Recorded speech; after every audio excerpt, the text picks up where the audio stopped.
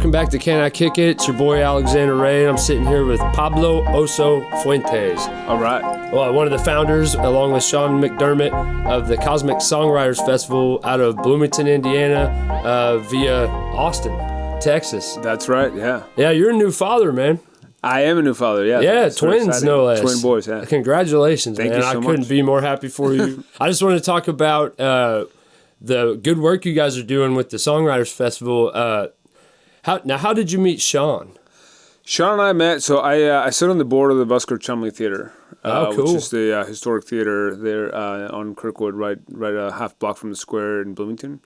And Sean and I were both on the board, and he is a very accomplished musician. He's fantastic. He's a rhythm guitar player for Matexando, and he's involved in, I lose track. It's like at least 3 or 4 other bands and projects. Is that like a flamenco? No, Matexando is led by this guy, David Davila, who is this wonderful Costa Rican frontman for this band that's, it's a very eclectic ensemble. It's very hard to describe. It's, if you were to, I don't know. It's I'll check it out. Yeah, it's a really cool vibe. And Sean plays guitar for that group. And, him and I just connected over music. And I'm kind of a late bloomer when it comes to music. I started playing only about 8 years ago, taking it seriously, and moved to Austin and learned how to play the guitar from Carl Weathersby, who's a Chicago Blues Hall of Famer, and they're producing his record live at Rose's Lounge. And I got really into songwriting and the music of folks like Townsend Zant, Guy Clark, other Texas songwriters, and played some, played the Baton Rouge Blues Festival and the Deep Blues Festival in Clarksville, Mississippi, and played around different places in Texas and Tennessee. Really, really got into songwriting as a craft and as an art. And we wanted to expand the community for songwriters in Bloomington. And prior to the pandemic, I know that there were some groups that were doing great work with bringing songwriters together in Bloomington. Unfortunately, as a lot of endeavors in the arts, that suffered big time. So we wanted to bring that back and help bring people together, and we started it as a basically a monthly showcase, the first Wednesday of the month at the Orbit Room. And what's unique about it is we take songwriters from all walks of life. It's not just a person with a guitar. It can be, there's some people play keys and some people have different takes on things. All kinds of stuff. Actually, we've had ukuleles and lap steels and all kinds of funky things. But it's supposed to be, if you ask me. Totally, honestly, totally. Variety is the spice of life, right? Absolutely. Yeah. But so we started, and what's cool is we have this thing called the Cosmic format, which is you pair 2 people on stage at the same time. So you're on stage, I'm on stage, and we have an audience. I sing a song, and I talk about, hey, like, this is the story of the song and how it came about. This song came about. And then either you play the song that you were planning on playing, or maybe I inspire you to play a different song that's like, oh, that reminds me of the song that I wrote that's, like this. So there's some beautiful banter on stage and some organic chemistry going on. Totally, and we want to enable serendipity and, like, that cosmic connection with folks. That's what it's called, Cosmic. You're fostering the chance for there to be authentic connection as opposed to this, like, sterile, homogenous, like, planned out, whitewashed thing. Yeah, and we never announce a lineup for the monthly showcases. So sometimes you get folks, we've had Grammy winners come by and play and share some songs. So it's always, you never know who's going to be there. Cool. And that's the kind of thing that we want to, continue to grow over time for the monthly showcase. Now, the monthly showcase then gave birth to what is our first annual festival, which is taking place here coming up in May 17th to the 20th in Bloomington. And we've never done it. And to our knowledge, nobody's ever tried to pull off a festival where you have, people on stage where 50% of the time they're listening to the other person and they're engaged in that way without being necessarily the performer, right? I like the angle. Yeah, it's a risk. And some people initially told us that, that it was very risky. And it hasn't happened yet, so I don't know exactly how it's going to turn out. I guess I'm excited about it. It could be considered risky financially, But from like and this is just my personal opinion, but I love variety and I love innovation. Totally. Especially in music, because where you think, there's times where I can't even turn on my radio or my music anymore because I feel just kind of like I've listened to everything. Sure. What else? And then I'll hear something that really just strikes me sideways. So I think it's those kind of risks and innovations that really make a hallmark music festival. Yeah, and it's it's putting together. It's almost like these pairings, right? So you want to put together. So we're pairing. Like one example is we're pairing matchmaking. So we're pairing the local honeys, which I don't know if you're familiar with. Yeah, them. I am Kentucky. Actually. They're incredible. Super. Linda Gina, Montana. My wife and I actually drove all the way to Lexington to see them last year. And they're incredible, right? So they're on La Honda Records with Coulter Wall and Vincent. Yeah, check out Cigarette Trees by the Local Honeys. That's one of my favorite songs by them. It's phenomenal, folky, bluegrass almost. Totally. Yeah. And La Honda's doing great work. They have Coulter Wall and Vincent Neil Emerson, Riddy Arman. Beautiful. They're just great artists. So the Local Honeys are awesome, right? And they're from Kentucky, and they have a lot of ties to a lot of the history of folk music. And we're pairing them with Jason Wilbur, and Jason Wilbur is an incredible songwriter and guitar player who led John Prine's band, and he was a lead guitar player for John Prine for 20 years. Now I know who you're talking about. Yeah, and Jason lives in Bloomington, so it's really cool because we're pairing John these Prine, people. Yeah, God bless. Yeah, and he's so we're pairing these people who have a lot in common in terms of their their musical kind of threads and histories, but they've never met each other. And they, maybe they'll meet right before the set, but we don't have like a planned meet and greet or anything like that. They're just going to go on stage and then go back and forth. Right? There's some of that risk, right? Now, there are some people. So for the headliner for May, I'm sorry, that's May 18th is the Local Honeys and Jason Wilbur at the Bluebird.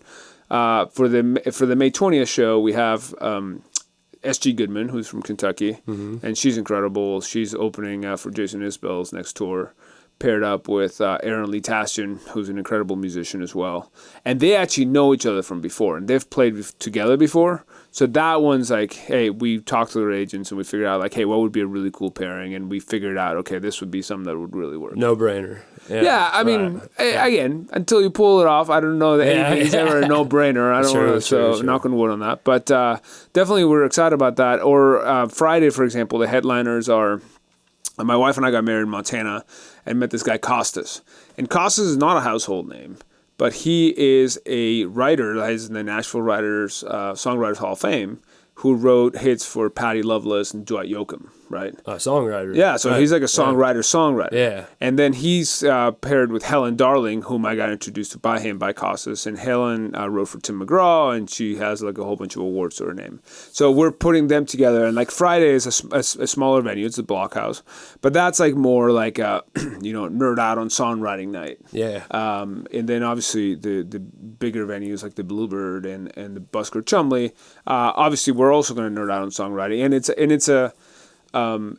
we're trying to set up a listening room environment, right? Not trying to have raise your hands. Yeah, we want people to have a good time. Yeah.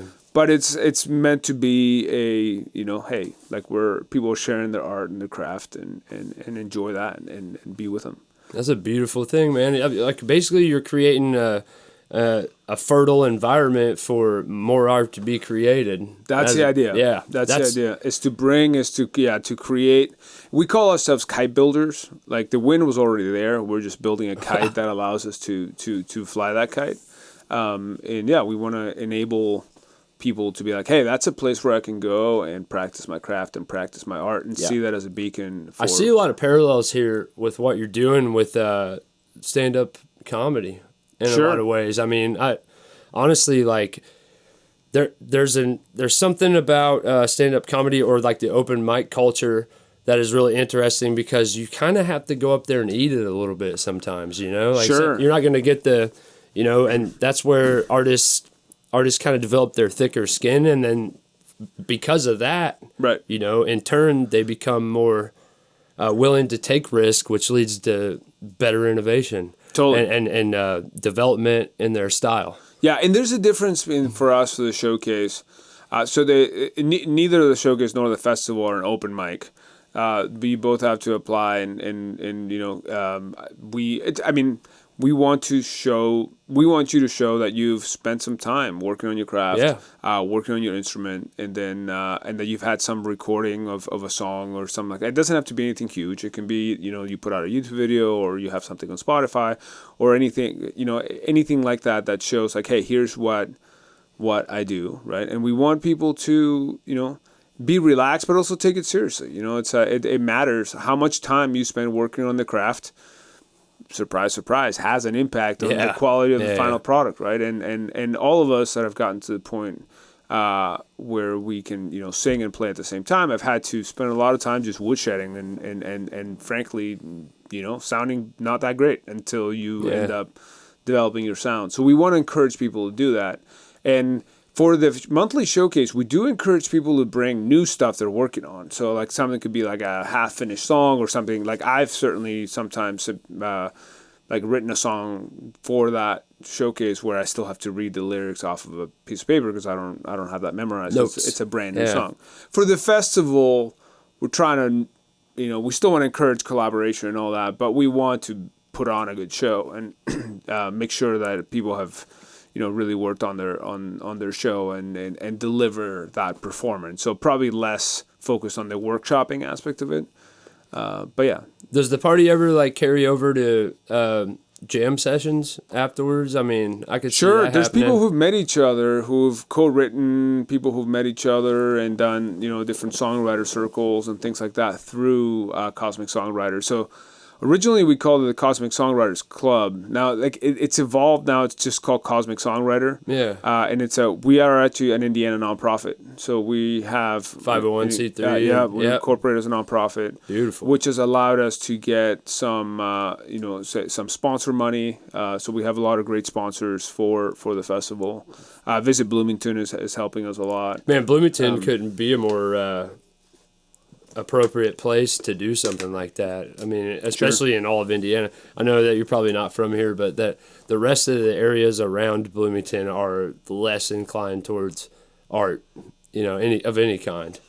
So you're doing a great service to Indiana. But for example, what you're doing, right? So it's a choice. There's some places. It's a matter of perspective. Every place, if you look at it from the wrong angle, is lacking something compared to somewhere else. Or if you look at it from the other handle, it's like every place has something that somewhere else doesn't have. So if what you care about is the arts and music and expression and performance and creativity and collaboration, then do whatever your little plot of land is that make that flower so that other people next to you can also see theirs flower, right? And the creativity and enthusiasm is contagious. You do more of it, other people see you doing that. There's lots of great folks in Bloomington working on different festivals. I mean, there's Culture Shock. There's Burning Couch Festival just happened. Those folks are awesome. There's obviously we have the Cosmic Songwriter Festival coming up. There's Grand Falloon, which is thrown by IU Arts and Humanities. There's Real Fest coming up in June. So there's a lot of positive energy, and in the spirit of there's a momentum. There's just total momentum going there. Yeah, create whatever it is that your interpretation is of bringing art and music to the area, and it doesn't have to be anything huge. Our thing started with literally 8 songwriters on a stage for one night, and then over time people have shown up more and more to the Orbit Room for those showcases, but it didn't, it wasn't it kind of grew organically. Yeah, right? Nothing Word starts being a massive, all great oak trees started out as a small acorn. So true. Yeah. So what do you hope to, where do you see this thing going in the future? Or where would you like it to go would be a better, more appropriate question. I mean, I don't know. I think if we can continue to do what we're doing and shine a beacon for artists and for songwriters in Indiana and in the Midwest to be like, hey, that's a cool place, a place where I can practice my art, and that's a place where I can, especially if we have folks that are, because we're not a major city, right? So we're, if you count the metro area, it's, whatever, give or take 100,000 people. Mm-hmm. But it is halfway between Nashville, Tennessee, and Chicago, right? It is, and also I think sometimes people take it for granted here. everything's really close. It's 1 hour to Indianapolis, 2 hours to Louisville, 3 hours to Lexington, 4 hours to Columbus, 3 hours to St. Louis. There's all these major cities that are awesome to have lots of art. It could be like the gas gig hub of the century. Yeah, I call this the Europe of North America. Everything's like 2 hours away. And people take that for granted. It's awesome because you can go to different... Cincinnati, one of the most underrated cities in America, I think. It's awesome. I keep hearing that. I've always heard awesome. Terrible things about Cincinnati. No. It's incredible. Recently. You can't miss right next to the river, and it's got the hills. Got great... so there's Newport and Covington, especially Newport, Kentucky, right south of the river, and Covington, where there's art venues. And one of my favorite music venues in the country is there, the Southgate House Revival, which is an old church that they redid. So... it's an incredible place. So, it's just like it's a matter of mentality. And like think about it, like I've lived in a lot of places in the West, right? In the West, you drive for 2 hours, like you're not anywhere. Yeah. We were just talking about Texas earlier. Oh yeah, God! If you drive 8 hours out of Austin and you're still in Texas. I lived in Dallas, and I was like, when I moved down there to be with this girl, I was like, I'm gonna go see Austin. Yeah. And she was like, "Oh, well, Austin's 4 or 5 hours away," and I was like, "Oh shit, that's not gonna happen." Depending on traffic, it's. I guess you could catch the train or something, but yeah, it's an awesome place. Don't get me wrong. Beautiful. But certainly, if you go, you want to hear a weird fact about Texas? Absolutely. All right. Yeah. El Paso, which is the westernmost city in Texas, is halfway between Houston and L.A.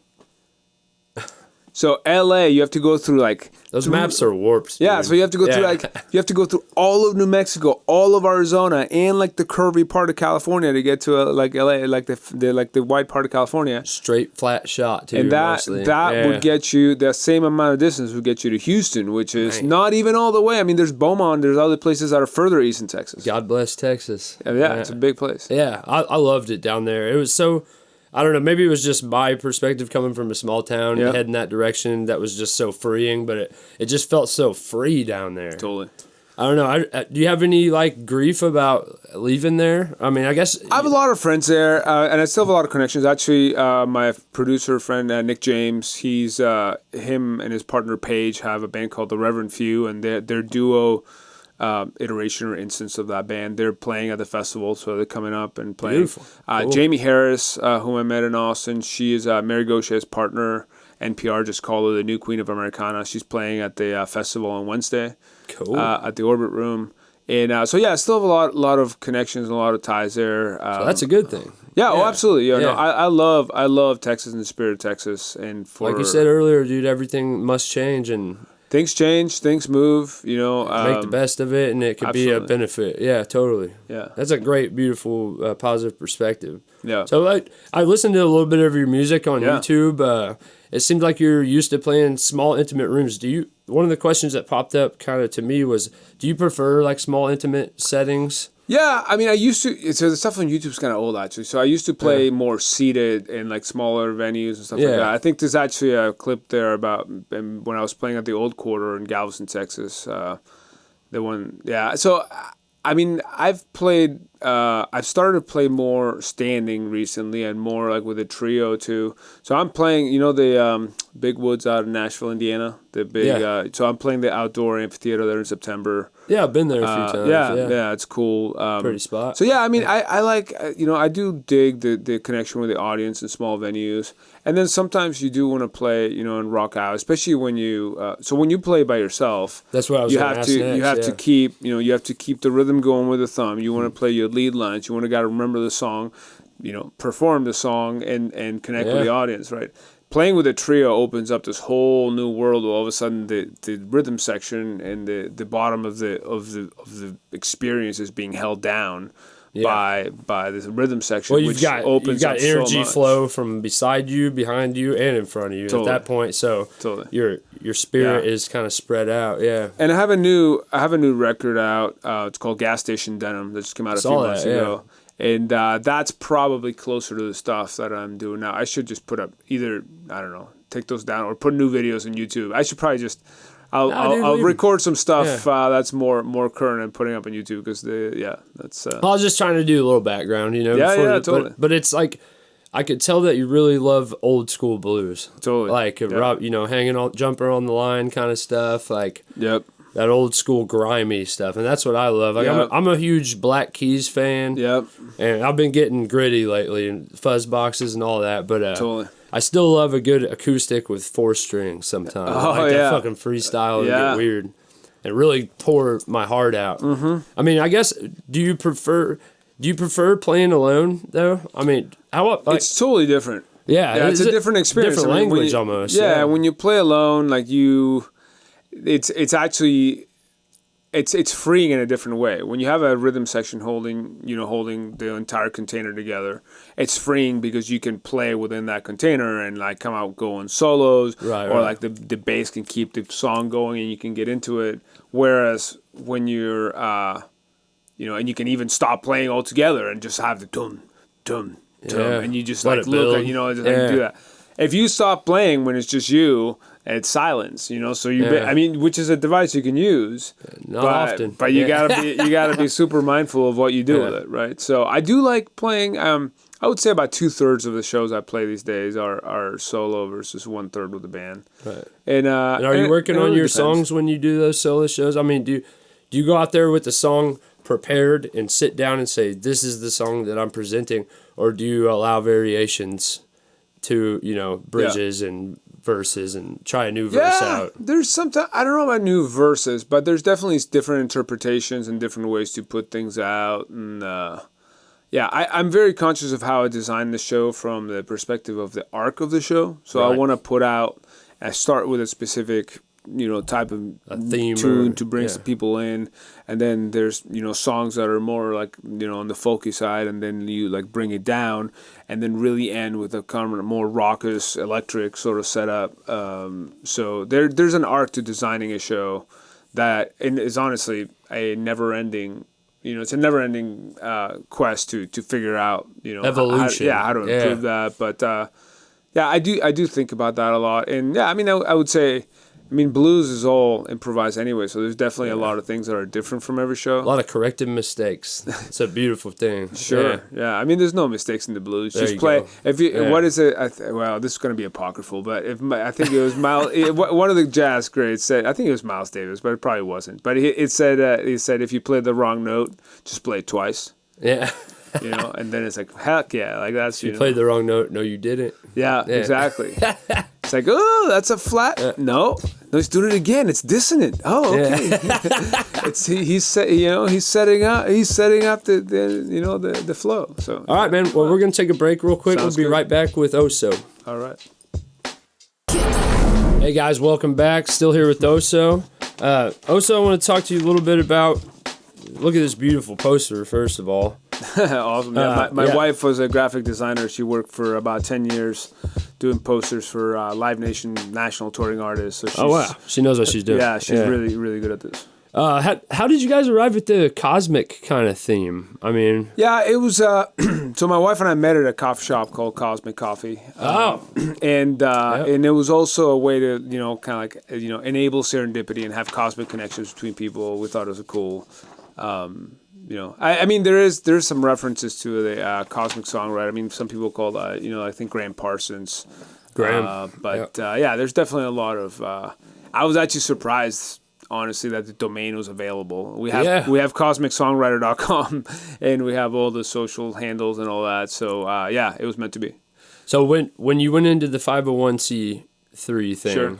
Did that happen right away because you already had all these professional connections that knew how to navigate something like that? Lawyers and all that? Yeah, we got folks to help us out pro bono volunteers, for that. Cool. I don't know if it was right away. It may have been a few months from the inception until we did that. But. I guess the reason I asked, just to kind of clarify, is that there's probably a lot of people out there who would like to do something similar, but they don't even know where to start. So, 501c3 is not that hard. Just go to legal. Really not. We use LegalZoom. I have no affiliation with them at all, but it's easy. Easy to do. And then, the trademark process was a little. We had an attorney in Bloomington help us with it because to register Cosmic Songwriter with patent USPTO, copyright. I would also like to accent the point that if you'd be surprised how many people are willing to throw down with you and volunteer to help put something like this on just for the sake of something happening. Totally. Yeah, there's just not enough going on. So we have a lot of artists who've been really, really helpful and really amazing. People. I mean, there's hopedaddy, CJ Reichard, Malays, different people in the Bloomington community. Jim Stowers, Paul Bertsch, and different people who really stepped up. Adam DeWeber. And Katie Madonna. I hope I don't forget anybody, but there are lots of people who have really helped us with. Inevitably, you're going to forget someone for sure. It always happens, man. Or I forget somebody's name. God forbid. Yeah. But it takes a village. We're flying a kite, and the wind. The wind is not about what Sean and I do, or about we're just enabling. Ultimately, we have. I mean.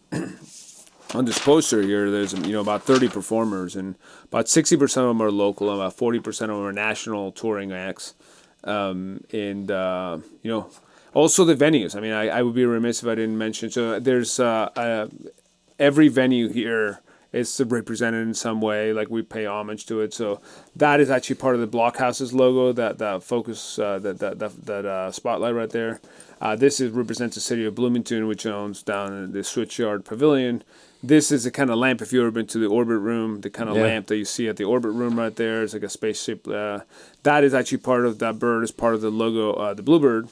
And this is the famous Busker Chumley marquee. Yeah. So, we're really grateful to all those venues that have been, they've been great and lent us a lot of support. And also the sponsors, right? So these people all stepped up. Visit Bloomington, the Grant Street Inn, Bard Distillery, which is in Muhlenberg County in Kentucky. Yeah, so where John Prine's from. Yeah. And then German American Bank, the IU Arts and Humanities Council, Bloomington Roots, incredible organization. Thank you to Robert Midas and his team. And WFHB, 91.3 in Bloomington. It's a awesome music a radio station. Landlocked Music, which is a record store.